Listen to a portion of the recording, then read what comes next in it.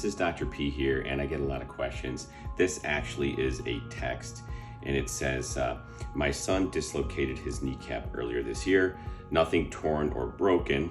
He just has shallow kneecaps. He started out doing exercises that ortho recommended to strengthen all his knee muscles, and all was well. This weekend, he went camping with the Boy Scouts. He just got home, and he's telling me that the same knee locked up a couple of times and hurt when it happened. Should I be concerned? Should I take him back to ortho? I told him he should be doing his leg exercises, good, and strengthening his knee muscles. Well, that's true. Working backwards, yes, this is someone who's out of town. Absolutely, contact your ortho. If the knee is locking up, I get worried about something might be torn or loose floating around in there.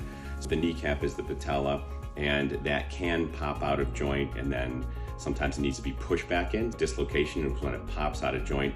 A subluxation is a little bit more common, where it kind of slides out and slides back in on its own. Either way, when that happens, those bones, the kneecap and the thigh bone can bang into each other, and you can get damage to the cartilage, to the underlying bone. You can even knock a piece of bone and or cartilage off, and it gets loose in there. That is not uncommon, and that can cause locking. So I'm just wondering if an MRI was performed. I think an MRI, or even an MRI arthrogram, where we inject dye into the knee.